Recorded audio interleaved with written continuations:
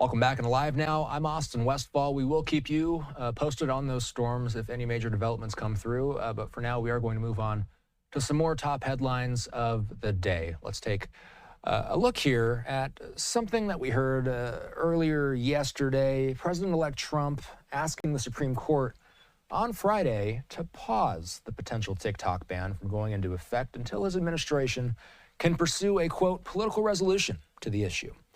The request coming as TikTok and the Biden administration filed opposing briefs to the court in which the company argued that the court should strike down a law that could ban the platform by January 19th, while the government emphasized its position that the statute is needed to eliminate a national security risk.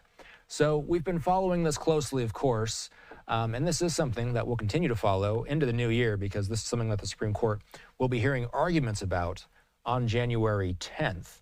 Attorney and corporate law expert Katie Charleston is here. And Katie, good to see you. Thanks for coming on. Will Trump eventually get what he wants from the Supreme Court? What does it feel?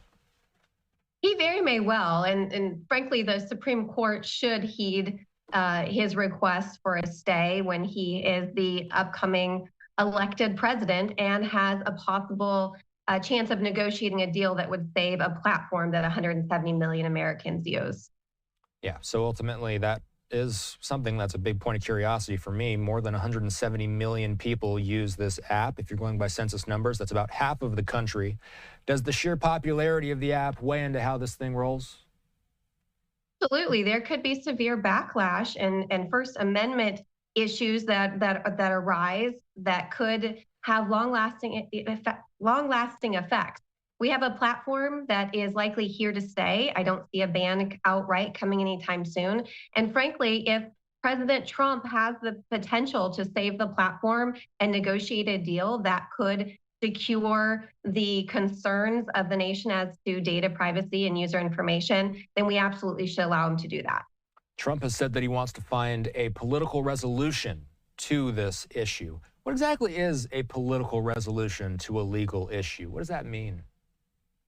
Well, frankly, the national security and foreign policy are generally issues that are under the purview of the president.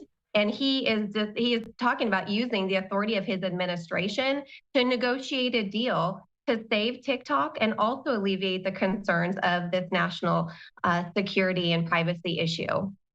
So what about the national security implications of a Chinese-owned app? The U.S. Court of Appeals for the District of Columbia Circuit found that concerns were legitimate, that the Chinese government could access data about American users. Are those concerns relevant in the upcoming arguments? Absolutely. And I think that President Trump and the administration don't take that lightly. Security is a big deal for this upcoming administration and for Americans at large. But when considering an outright ban to a company that already has this data versus negotiating a deal where we can control or regulate that data, I think we should probably go for the latter. And I think the U.S. Supreme Court will see that as well.